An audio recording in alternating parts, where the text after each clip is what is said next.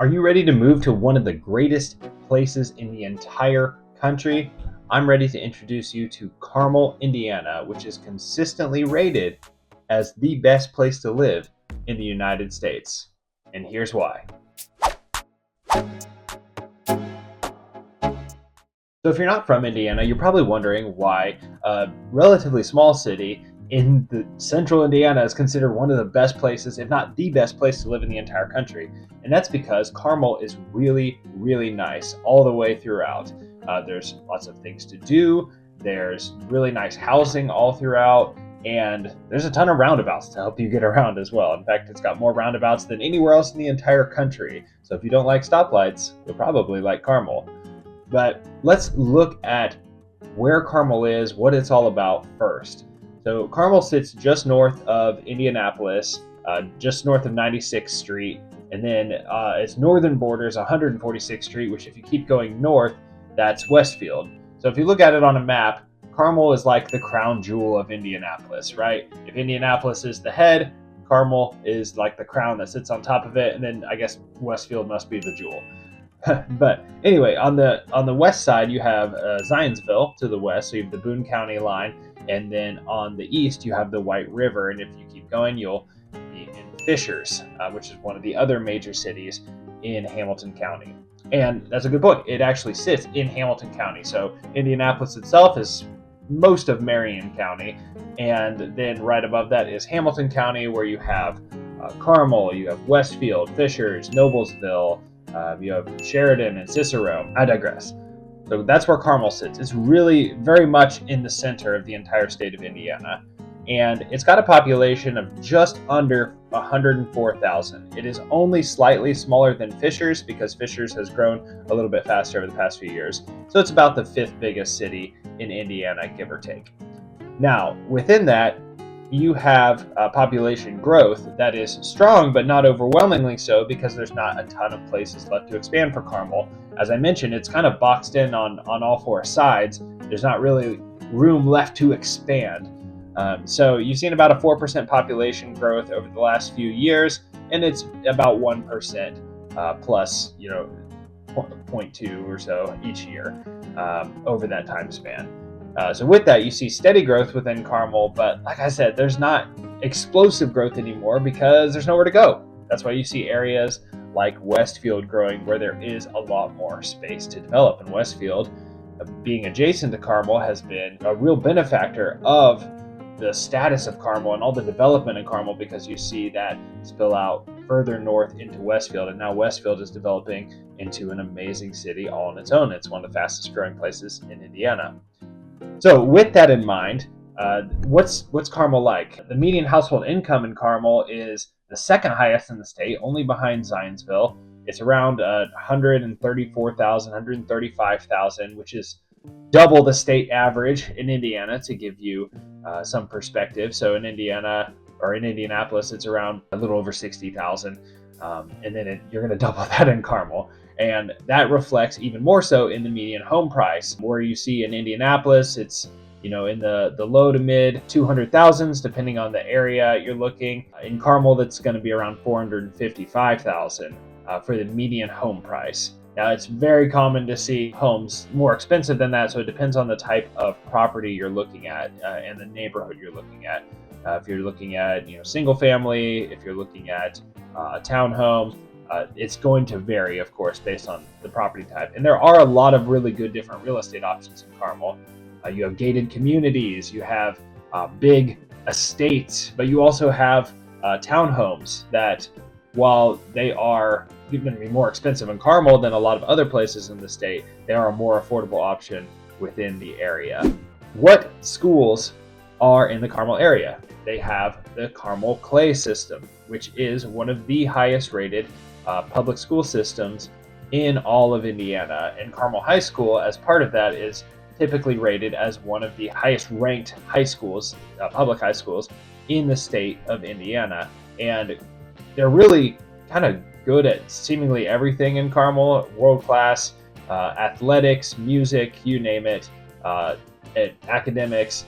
There are really a lot of options in Carmel, and I would encourage you to kind of explore that, check out the school rankings, and see everything that Carmel Clay has to offer, because they're typically very highly regarded according to all the rankings. Now, if you're looking for things to do, there's always something to do in Carmel, and of course, it's very quick to get from there to Indianapolis as well, where there's plenty of things to do. But within Carmel itself, you're never going to be lacking, whether it's the amazing park system all around Carmel. I've been to Carmel parks that have unique features that I haven't seen in other parks around the Indianapolis area, like in Founders Park. There's this huge sand pit where your kid can be like an archaeologist, kind of digging for bones. It's really cool. You have parks with handicap accessible features. I've seen a wheelchair swing in a Carmel park, and I've not seen that anywhere else.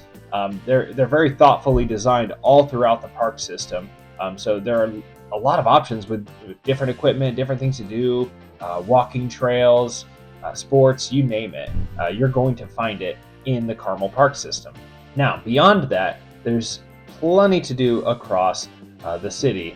You have performing arts, and I'm going to touch on this in a minute with the Arts and Design District, but Carmel is one of the few places around Indianapolis that has a really dedicated arts scene. I mean, you have your own symphony in Carmel, you have concerts that come to Carmel, and different performing acts, and it really is bastion or a beacon within the city for everything music and arts related. And it's part of the culture and part of the fabric of Carmel, and it really, I would say, it's the anchor of that on the north side of the city. So lots to do within Carmel. I mean, there's tons of restaurants throughout, just really good ones, like local restaurants. You can go on the Monon Trail, which is super popular, and it can take you right through downtown Carmel as well. The trail system on the north side in general is really good, and it's especially good within Carmel. So if you're someone who likes to get out on a bike or get out and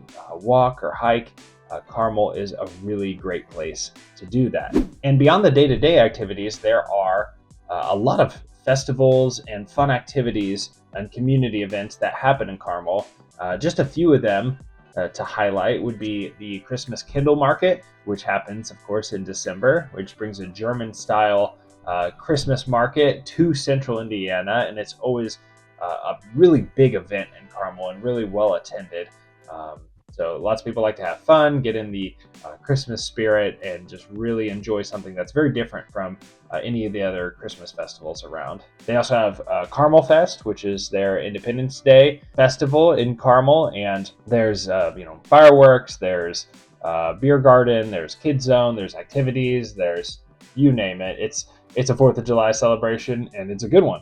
You have the Carmel International Arts Festival, which, like I was saying, they have art, music, dance, you name it. So in September, you have all of this really like high art culture put on display in Carmel, and it's really a big part of the fabric of the town. You even have the Festival of Ice, where you can go ice skating in January. You have the farmers market, where you can get locally grown produce when they're in season. There's just a number of different things. There's too many to list in one video, but Carmel, there's always something happening there. So you're never at a lack for things to do. And so within Carmel, there are a few different districts that you're going to want to be aware of. And we're going to walk through each of these and what some of the features of each one of them are. So let's go one by one down the list. So first up is the city center. This is where you have the Center for the Performing Arts, including the Palladium, which is a world-class concert hall. You've got the Tarkington there, the Studio Theater. There's all sorts of like upscale shopping and boutiques. So if you're into clothing, jewelry, this is the place where you'll go. All sorts of dining options here. You got Cake Bake, you got Eggshell Bistro, Lone Pine. There's even the Hotel Carmichael here, which is like a boutique hotel. And like much of Carmel, it's a very walkable area where you can get around, you can go to the events and have a really great time. Next up is Midtown, which has, of course, the Midtown Plaza, which is it's a public space. It's got large lawn. It's got a big screen for movies and sport events. It's got a stage for live music, ping pong, bocce ball, just all sorts of things to do in a fun community area.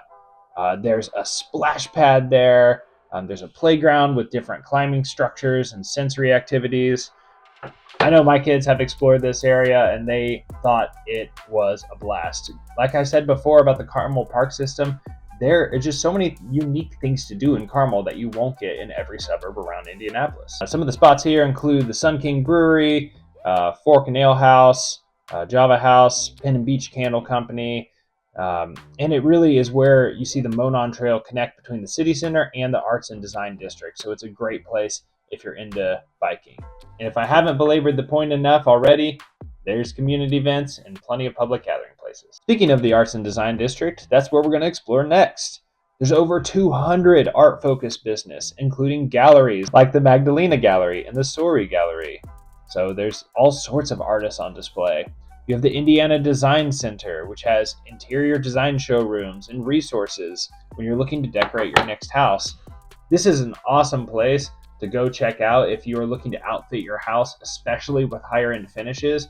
But there is every type of home design business you could think of in this area, and a lot of really great ones. There's all sorts of antiques and boutiques and restaurants, as well as public art, which you'll see throughout Carmel. There's events like the Carmel International Arts Festival that I mentioned earlier, the second Saturday gallery walks, and the Art of Wine. But it's just a really neat area in the Arts and Design District. Like I said, art is like the core of Carmel, in my opinion, and it's something that really separates it from elsewhere. In fact, if you drive around the roundabouts in Carmel, you'll see sculptures in many of them. These don't serve a functional purpose, but they're beautiful aesthetically. They're really interesting, and a lot of them tie into like local culture. For instance, if you're driving down 96th Street, through the automotive area, you'll see lots of older automotive logos built into statues and sculptures in this area, and it's just something really neat and unique to the area. The next area is the Proscenium. This is a mixed-use development. It's got luxury apartments, condos, and office spaces. There's retail and dining options like Wahlburgers and all sorts of shops and restaurants. There's a community plaza and public green space. Of course, it's got direct access to the Monon Trail for all your walking and biking, and all sorts of just local amenities. So this is where you can blend residential and commercial vibes. And speaking of, there actually is another district called West Clay in Carmel, which is a little bit different from the heart of Carmel. West Clay is a master plan community where you have kind of everything all in one. There's different types of housing in West Clay, and very nice housing, I might add, but there's everything from townhomes to larger homes. You can get a number of different options throughout the area, but there's also shopping and restaurants, and it's a really cool insular area on the west side of Carmel. So I hope this was a great introduction to Carmel, Indiana for you. If you're looking to learn more about Carmel, we featured it several times on this channel, and we just love everything about the north side, everything about Indianapolis, and Carmel is one of those special areas around the city that we love to explore. So if you want to learn more, book some time with me. I would love to meet you one-on-one, talk about your housing needs, because I help people like you every single day find their dream home or even find their next investment, whatever you're looking for. My information's below. I'm Evan Deal with the Lead Icon team and eXp Realty, and this is Living in Indianapolis, Indiana. I can't wait to see you in the next one.